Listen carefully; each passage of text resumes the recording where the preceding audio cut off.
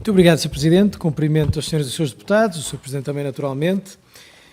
Vou fazer, no fundo, seguindo a sugestão que fez, a apresentação da proposta do PSD e também os comentários às outras duas propostas que aqui se nos apresentam. Bem, sobre a epígrafe família, o PSD faz 3 alterações nas alíneas do número 2. Resumidamente, este artigo 67 refere-se à família como elemento fundamental da sociedade e depois, é o que desenvolve no seu número 2, ainda no número 1 diz que tem direito à proteção da sociedade e do Estado, e é isto que desenvolve no número 2, ou seja, as dimensões de proteção social e de proteção do Estado para a família. E é aqui que o PSD faz as suas propostas de alteração. Em primeiro lugar, na linha A, que é uma linha onde se diz que incumbe designadamente ao Estado para a proteção da família. A linha A diz promover a independência social e económica dos agregados familiares. Nós aqui passamos esta linha para a linha B e introduzimos uma nova linha A, que é remover obstáculos à natalidade desejada. Explicar um pouco isto, o conceito é abstrato, mas ele é intencionalmente abstrato. Refere-se, por um lado, à dimensão que alguns partidos, designadamente o Partido Socialista, o Chega e o PAN, introduziram no artigo 64 relativo à saúde, ou seja, a dimensão da medicina reprodutiva e a perspectiva em que isso é também fundamental para a natalidade desejada, ou seja, consideramos que está incluído aqui no conceito de natalidade desejada que queremos incluir no texto constitucional. E depois também aquilo que é mais, que se nos aparece como mais evidente, que é a dimensão desejada da família, ou seja, aquilo que alguém pretenda como sendo o seu ideal de família em termos de número de filhos e poder atingi-lo e, portanto, remover os obstáculos que todos sabemos existirem a que se possa atingir, então, a natalidade desejada. Depois, na linha que passa a ser a linha G, que é a atual linha F, que diz-se regular os impostos e benefícios sociais de harmonia com os encargos familiares, o PSD acrescenta de harmonia com os encargos familiares, tratando equitativamente as famílias numerosas. Aqui está ligado ao que dissemos na linha A, em termos de natalidade desejada. Ou seja, aquilo que aqui estamos o princípio que aqui queremos incutir é, no fundo, um princípio de equidade puro, não é? Tratando igual o que é igual e diferente o que é diferente, ou, se quisermos, é uma espécie de proporcionalidade, ou é um princípio inversamente proporcional à proporcionalidade fiscal. Ou seja, se nós temos um sistema proporcional em termos de tributação, que quem mais recebe, mais paga, mais contribui, aqui é inversamente proporcional a este princípio fiscal, com o qual, penso eu, todos concordamos, não, todos não, mas quase todos concordamos, está ali a Iniciativa Liberal, não concordo muito com este princípio, e portanto dizer aqui é um princípio inversamente proporcional a este, e portanto criando formas de discriminação positiva de quem, tendo famílias mais numerosas, tenha naturalmente também mais encargos.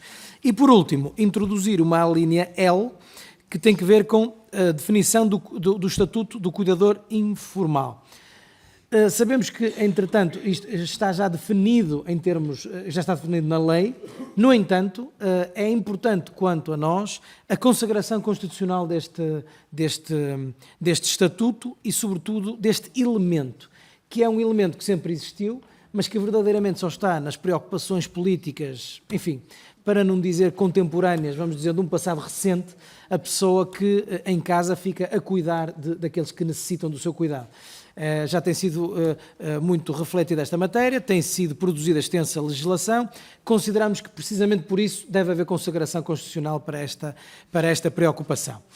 Relativamente às propostas dos outros partidos, dizer muito sumariamente quanto ao Chega e à proposta do Chega, o Chega diz que o Estado reconhece a constituição da família como elemento natural e fundamento da vida em sociedade, e nós não nos revemos nisto, até porque existem famílias que não são fundamento de vida, existem famílias que não querem gerar vida e têm todo o direito a não querer gerar vida, e existem famílias, como elas entendem constituir-se como família e continuar a ser um núcleo, um elemento fundamental da sociedade, como diz a atual Constituição, sem a introdução de critérios moralistas que discriminem um determinado conceito de família que o Chega acha que é o único que existe, comparativamente com outros. Aliás, até, enfim, os próprios exemplos pessoais dos principais protagonistas podem levar a que nós vejamos que esta proposta que aqui o Chega faz seria autoexcludente e, portanto, nós não queremos isso, nós queremos que todas as famílias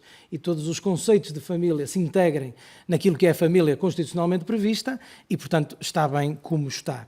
O mesmo se diga relativamente à linha C, onde o Chega propõe que a cooperação do Estado com os pais na educação dos filhos deve ser subsidiária.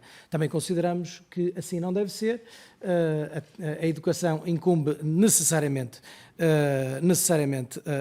aos pais, tal como está atualmente no texto constitucional, mas a função do Estado não é subsidiária nesta educação, manifestamente, e, portanto, não concordamos com isto. Relativamente à proposta do Partido Socialista, dizer já que concordamos significativamente com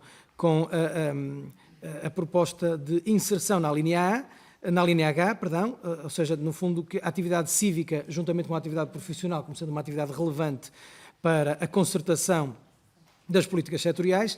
Quanto à linha I, eu vou utilizar a palavra, aproveitar a palavra há pouco utilizada pelo Sr. Deputado Rui Tavares, que foi a palavra prolixidade, gostei bastante, porque eu uso o prolixo muitas vezes, mas nunca tinha usado o prolixidade, e, portanto, realmente acho que o Partido Socialista, já na proposta anterior, no artigo 65, e agora nesta também, sem prejuízo da preocupação merecer o nosso acolhimento e o nosso apoio, ela não é própria de um texto constitucional, se me permitirem que eu diga desta forma. Ou seja, está num enquadramento quase de lei ordinária e não de lei constitucional. Sem dúvida que a violência doméstica e as políticas integradas e as medidas de prevenção e combate à violência doméstica devem merecer proteção constitucional e enquadramento na família, porque a violência doméstica é na família que ocorre e, portanto, não há dúvida alguma que devem estar. Portanto, concordância quanto à preocupação, mas deve ser revisto porque está em terminologia paralegal e em texto constitucional consideramos que deve estar mais enxuto. Muito obrigado.